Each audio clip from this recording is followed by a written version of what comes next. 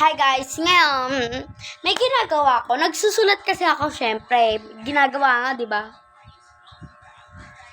Guys, may sinulat ako dito kasi guys, malapit na guys yung binyag ng pinsan ko. Baby pa siya guys, baby. Kasi, anak siya ni tito. Anak siya ng tito ko. Ang sinulat ko dito, mga ninong ng anak ni tito. 4 lang na ninong. Apat lang na ninong. Kasi yung tito ko mismo nag-decide kung ilan ba. Gusto nga guys, 4 lahat ng kaibigan niya. Ang dami nun, mga vebs. So ngayon, eto guys, tignan nyo. So guys, eto na. Ayan o. Ay, ano yan guys? Ay, naglag. Ay, ito. So sorry, wait lang. So sorry yan. Ayun. Eto guys, kinuha ko to. Wala lang yan na.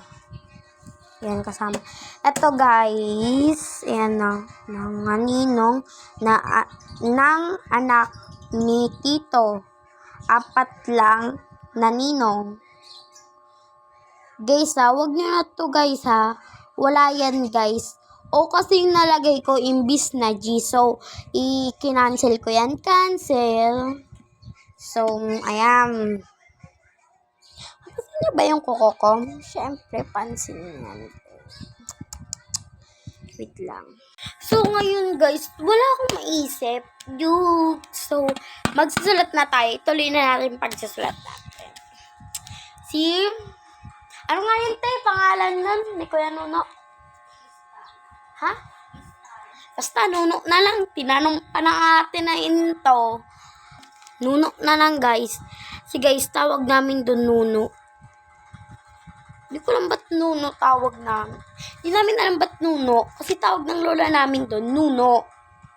Kahit di naman siya punso. Wait lang. So, guys, ayan. Itong lapis na to. Diyan ka. So, ay nasulat na ako. Guys, di ko kasi guys alam yung pangalawa kung kunin dito. Basta hiniraman to ni tito ng kwintas. Kaya nilagay ko dito. Hiniraman ng kwintas ni tito. Kasi guys, merong kwintas ang tito ko. Hanggang, silver ata yung silver. So, comment kayo kung parto kasi paubos na to. Bye-bye!